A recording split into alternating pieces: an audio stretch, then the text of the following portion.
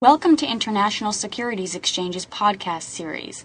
Facilitated by renowned educators, ISE podcasts are intended to teach beginning as well as seasoned investors the ins and outs of trading. To find an updated list of podcasts, please visit www.ise.com/podcasts. Please be sure to listen to our important message following this episode regarding the risks of investing in exchange-traded options.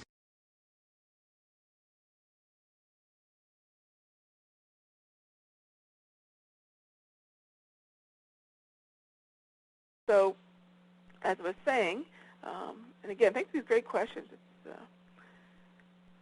definitely makes the presentation hopefully more helpful. But in terms of the range and looking for tops and bottoms, is one of the things we talked about when I was out in Vegas was, again, my husband's love of looking for tops and bottoms in a market. And that's all well and good, but he knows that he doesn't want to necessarily do that with, don't tell me that it froze up again. All right, you guys have the dollar index chart up right now? Yes, we do. It looks like when I float the windows, Vista doesn't like that one bit. Yeah, it seems like it. You can do one or the other, but they seem to conflict for whatever. Yeah, oh, gosh, okay. I'm going to have to exit the room again. Wow. Okay, sorry, gang, for the technical difficulties, but let me continue to answer your question here. Again, sorry, gang, for the problems. That's all right. I'll be sure to write a strongly disapproving letter to Microsoft. You and a lot of Oh others. my gosh. Okay, so in terms of picking tops and bottoms, one of the things that we looked at on that euro was my doing what? I'm actually looking for that contrarian. I'm actually looking for picking a bottom on the spot, and I'm going to be looking for that put on the EUI. Right? Now, the reason I'm looking to do that is I'm not going to step in with a spot contract and pick tops and bottoms. In fact, I'm not going to necessarily do that with anything other than an option.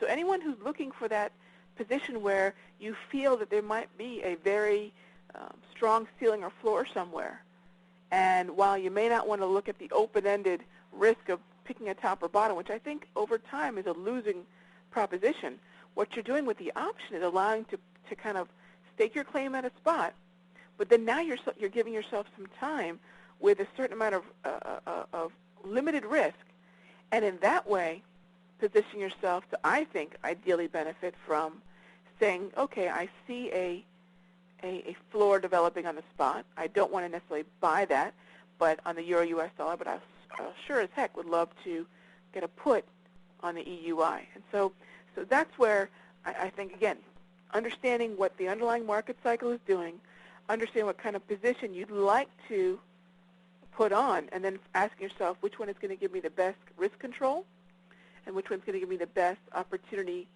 to capitalize on volatility. If you're buying a put in an up market and the market reverses, that's a tremendous position to have while still having a tremendous amount of control.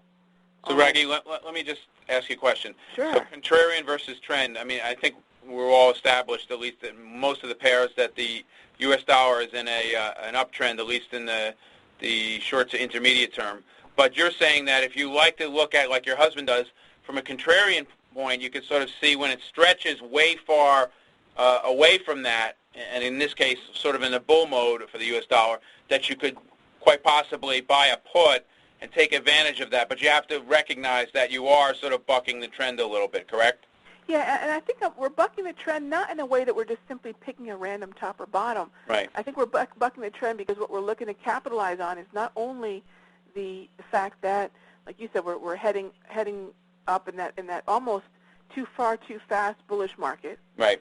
But at the same time, I've got that ceiling at the psychological 80 level on the dollar index. I've got that floor on the euro-US dollar between 39 and 4,000. And then that gives me a chance to capitalize on the ceiling of the EUI that I'm getting.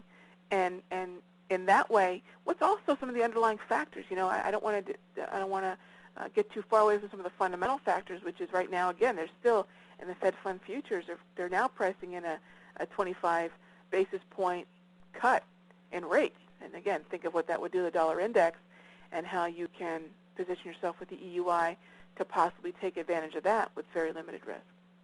So Very that's good where point. I'm coming from. Very good point. So again, it's not necessarily something that I would want to do, and this again is where it becomes so powerful. That's not something I would want to do with the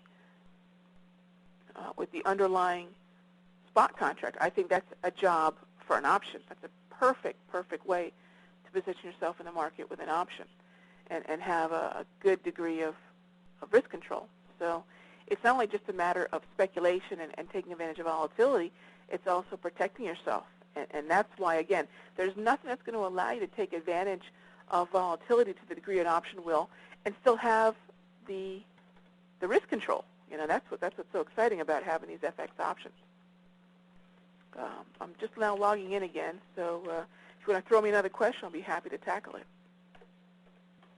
Raghee, do you look at all 6 pairs that the ISE offers, or do you really concentrate on the euro, or, you know, what's your thought process there?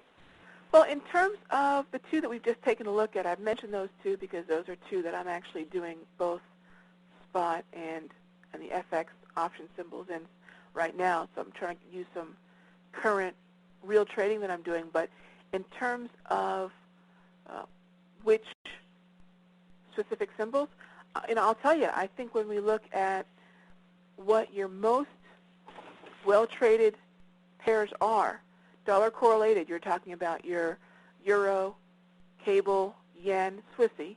So I've got that covered with the EUI, I've got that covered with the SFX, the YUK, and the BPX. Now the 2 COMDOLs, the Aussie and the Canada. Let's talk a little about the Aussie and the Canada here, because I don't want you guys thinking that I'm picking favorites and all I trade is the EUI and the YUK. That couldn't be further from the truth. Let me get back in the room here and I'll pull up a chart, because now think about something else.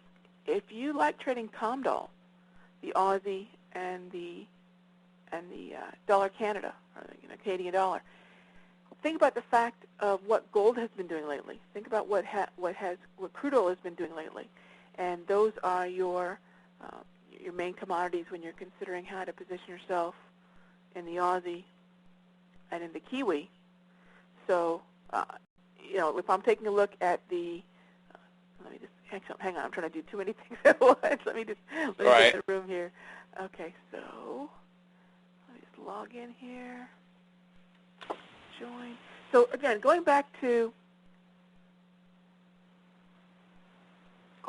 how I would take advantage of the COMDOL and playing the